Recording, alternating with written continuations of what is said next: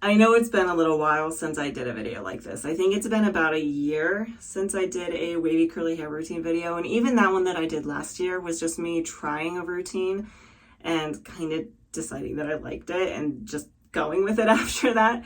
This one is going to be more dedicated to actually discussing what I do with my hair, to some extent talking about why I do it. I'm going to talk about both like the shampooing process almost all the way through to the end. I'm going to kind of skimp on the details of diffusing, just because I feel like that's a video all on its own. So we're going to not talk about that, but we are going to talk about the rest of the styling routine, the products that I use, all those kind of things. And of course, all the products will be linked down below. So let's go ahead and get into this. If you are new to my channel, hi, my name is Lena and welcome to my bathroom. And if you do like content like this, please do like and subscribe. It helps me out a ton. There is one brief thing that I do want to talk about before we get into the rest of this video, and that is the products that I chose. So I personally am not the kind of person, especially with the numerous amount of products that I have, because I'm a little bit of a collector, we'll say. I don't pick the same product every time I wash my hair. A lot of the time it has to do with a lot of different factors, and if you want me to go into more detail about that, that's kind of an entire video on its own. So drop a comment down below and I can get around to making that. That being said, I had one very big reason for the products that I chose today, and that is that I wanted something budget friendly. I wanted some drugstore products, and the reason for that is because I wanted to focus more on the routine and showing you how this routine works, not so much on the products. Because really when it comes down to it, in my mind, a good routine is about 80% of it, and the last 20% is going to be the products. Really, I honestly haven't found products that I hate. Most products I can at least get away with as long as I have a good routine. And yeah, let's go ahead and get into this. So the first thing I personally do is hop in the shower and get my hair wet. My personal preference is to detangle in the shower. So I hop in the shower, thoroughly wet my hair down, and then I go in with a shampoo. And the shampoo that I used today was the Suave Professionals with natural shea butter and pure coconut oil sulfate-free cleansing shampoo. That is quite a mouthful. I have been using this one a lot more recently because it is a gentle shampoo. Like I said, it's sulfate free, which is definitely a benefit. And then beyond that, it actually doesn't really have any clarifying ingredients in it. It does have some mild cleansers, but nothing too strong. So it's really good for just kind of an average wash day. And then every 2 or 3 wash days, I will swap that out with a clarifying shampoo. I am almost out though. So if you know of a more budget-friendly, gentle shampoo, drop it down in the comments below. I'm looking for one. So I put a few pumps of this in my hand.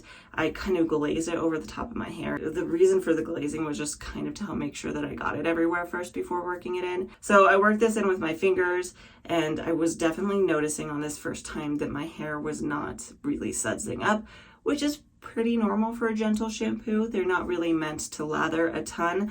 But from experience, I knew that this one does lather a little bit more. So I did decide to do a double cleanse. So I rinsed that out of my hair, and then I went in with a second cleanse, and that time it did start to lather up much more. Now, another thing that I do like to focus on when I'm applying my shampoo to my hair is just being a little bit more on the gentle side. You don't want to throw your hair around while you're scrubbing at your scalp. I stick my fingers in, scrub at an area, then remove them, and then put them in another area. And that's going to help keep your hair from tangling and knotting more while you're shampooing. And then I did actually milk this down the lengths of it just to help remove a little bit of extra buildup on the lengths of it, but I don't want to do too much on them just because it will dry them out. So then I rinsed this out and I went in with my conditioner. The conditioner I've been using a lot lately is the Garnier Fructis Smoothing Avocado Hair Treat Conditioner. I am currently out of this. I just ran out last wash day. I don't know if this is available anymore. I'm not 100% sure. I'll link whatever they have. That being said, I am out of it. So instead, I went in with another product that I have, which is from the same exact line. It's the Garnier Fructis Smoothing Avocado Hair Treat 3-in-1 hair mask. That being said, I don't know if the hair mask, the avocado version, is still available either, but there's a few other varieties. So again, I'll just link whatever is available.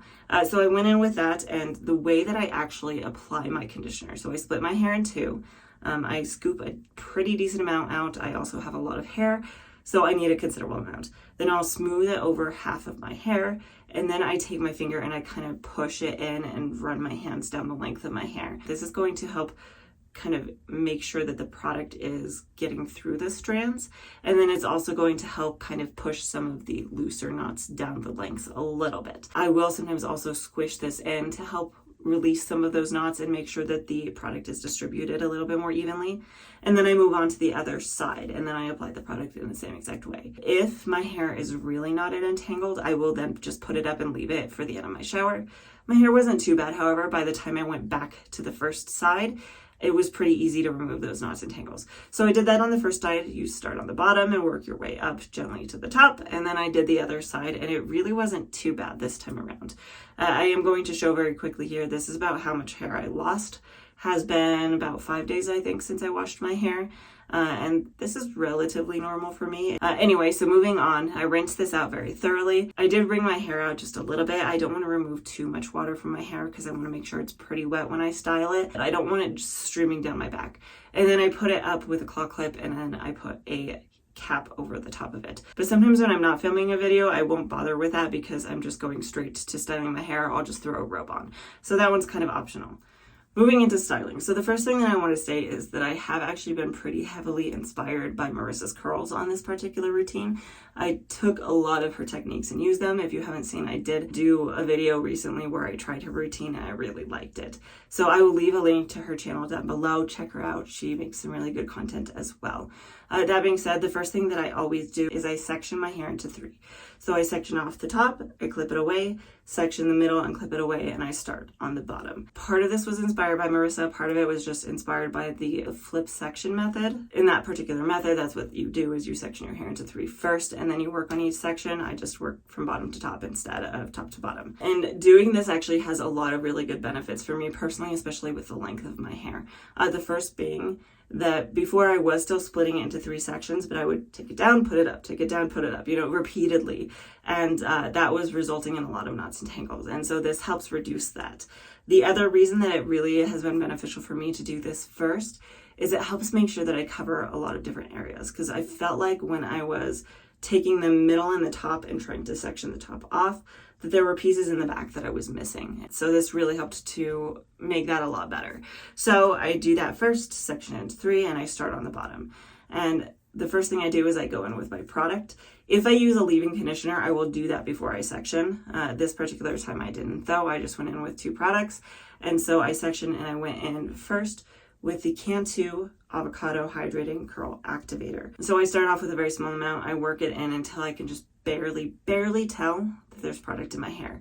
If you don't know how to tell if you're using too much product, I'll leave that link up above. I did a video on that pretty recently. And then I went in with the Cantu Avocado Hydrating Gel. I personally actually do like to work gels into my hair. I like to rake them through, assuming that they aren't too thick. And if it's too thick, so this one is a pretty jelly-like consistency, which is right on the edge of what I like to rake into my hair, I will sometimes water it down, or you just want to make sure your hair is wet enough that this product will work through pretty well. So I applied those 2 products to my hair. I then went in to define it with a brush. The brush that I use is inspired by Marissa's curls. This is the one that she uses, she really likes, and so I thought I'd try it. It's called the So Soon brush. It's a boar bristle brush that's not super expensive on Amazon. I'll link this down below as well.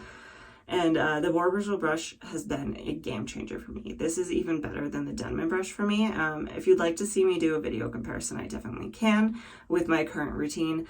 But I just feel like this does so much more for me. The best way to use a brush like this, there's a few things that I tend to try to keep in mind. I'm not always great at these, but sometimes they really do make a big difference for me. Is one, you want to get as close to the root as you can. You want to kind of shuffle it into your hair, and that's going to really help make sure that the hair gets into the actual boar bristles, not just sitting on top of it. And then you're going to twist it. And I always place my hand along the side and then pull. And that's just gonna add extra tension on it. And these tend to give me really good ringlets. So I defined the bottom and then I moved into the middle section. So I took that section down, split it in half. Again, went in with my Cantu Avocado Hydrating Curl Activator as well as the Cantu Avocado Gel. And I applied both of those products and then I went in and defined again. Now you'll see here on the left side of my head, when I'm going in to define this side, I'm having to put a lot more work into it. The left side of my head leans more wavy, is a lot more difficult for me to work with. It doesn't curl as nicely as my right side. And part of it is just that I was experimenting to see if I could get a good curl clump out of it. So you'll see I'll go in front, I'll go in underneath, I'll go in behind, and I'm just looking for a really good clump. And you can see a few of the times when I go through these different curls that they kind of start to fall apart and they don't really clump together. They look a little straggly. So when I see that, I go back in and I try from a different angle. I think that I have found that on the left side of my head, what I need to do is I need to go in behind it and then pull it kind of away from my face. So all of this I'm trying to do at a 90-degree angle to my scalp to get the most volume out of it. So again, going through defining each section, kind of trying to decide which way that curl wants to go.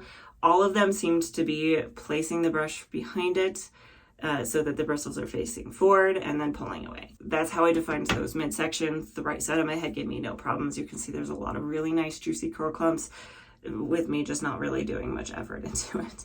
The left side is definitely the one that I struggle with. Anyway, so then I moved on to the top. The top has also been a struggle for me lately. I've been trying a few different things just to see what I like, to see what works best for me. The biggest struggle I've been having is I get a lot of scraggly pieces on the top. The top of my head does not like to clump very well. So I've been trying a few different things to see if I can figure it out. I've tried more water, I've tried more product, I've tried less product. I haven't really figured it out completely yet, so I will update if need be. But what I have been doing as of recently, if my hair is dry, I will wet it down. This particular time, my hair was a little bit more knotted and tangled on top. That's not super abnormal for me, so instead of going in with my more bristle brush, I will go in with my tangle teaser, just because it's a little bit more gentle to work through those knots and tangles. So I worked out those knots and tangles, and then I went in again with the curl activator and the gel, working those through my hair, making sure I had enough of it. This particular section, I've actually taken inspiration from Maze by Mel. I think she calls it the herringbone technique, I guess, where you go in and you take some in kind of triangle sections and move back and forth, and you end up with kind of this triangle in the front. One thing that I do want to comment here when I do this, when I pull up and away, is that I do catch my hair before it falls. If you have longer hair, in my opinion, this is pretty important, because if I let my hair fall all the way down, it's going to separate any curl clumps that I did get out of it. So I do like to do up and away, and then I catch it, I'll shake it a little bit, and then I'll let it down gently. And that has helped a decent amount. So I moved forward through my head. I did get to the triangle in the front. In the past, there have been times where I over-defined those curls in the front. I'll go in and do a finger roll, or I'll curl them around the handle of my brush. Lately, I've just been doing the same thing as I've been doing with the rest of it, where I go in, pull up and away, let it down. So after I did that, after I finished defining all the strands of my hair, I went in with a cotton t-shirt. I always use a cotton t-shirt just because it's what I have. I actually don't own a microfiber towel, even though I suggest them a lot. Use what you have. So I can go in with my cotton t-shirt. I microplop my hair, get as much of that water out of it as possible, because it's going to help decrease your dry time. And when you have low porosity hair and a lot of it, that's very important. It was at this point that I realized that I forgot to put my heat protection in, which I have been talking a lot about lately, is how I've been trying to get better about that. So after I finished microplopping, I went in with the Tresemme heat tamer and I sprayed this over my hair. And then I did go in with more gel. But because this gel is a little more on the sticky side, I did water it down a little bit first, worked it through my hands before glazing it, and then scrunching it into my hair, just so that I didn't introduce more frizz than was necessary. So after I did that, I did start to go in and diffuse, and then I realized that my daughter was still awake after an hour of supposed to be napping, so I did have to step away.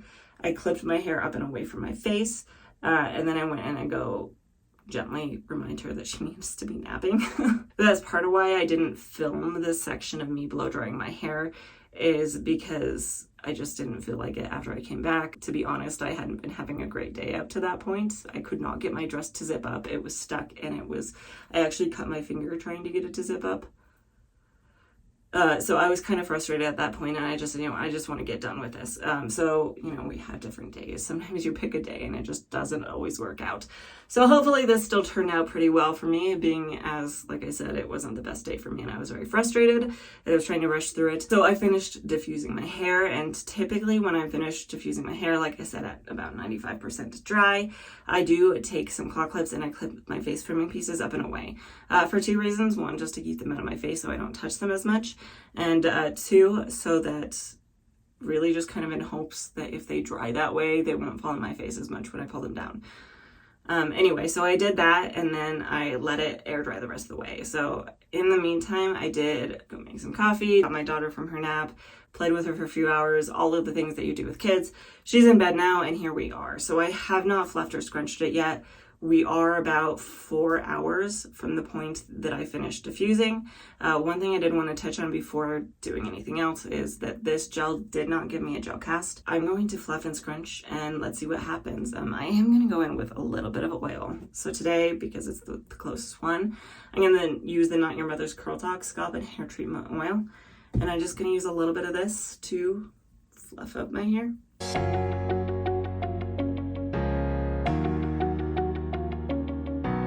Okay, so these are my final results. A few things that hop into mind immediately is this is a crap ton of volume for me. I don't normally get this kind of volume, so I'm very pleased about that, especially with the way my day's going. It's definitely the light at the end of the tunnel. I will say it is a little frizzier than I normally deal with after a routine like this. I don't think that's so much the product as it is all of the different things I had to do today that were not normal because of just my bad day. Like I said, with my dress not zipping up, I had to pull it off while my hair was still just a little bit wet and put it back on, and finally did get it to zip up, but because of that it ruffled up my hair just a little bit. And then we did play outside for a while. It was a little bit breezy, things like that. So a little bit of frizz is normal, but other than that, I'm really happy with this curl definition. Like I said, the volume is fantastic. I'm really personally happy with these results. I haven't gotten results that look like this in a while. It's just, again, super defined. It's very soft and moisturized, very voluminous. I haven't looked at the back. You'll have to let me know. Here's the back. I mean, I'm very happy with it. One last thing I do want to mention about this routine is the first time I did this, I commented on how long it took me. It took me about 20 minutes to do this routine. It's so long.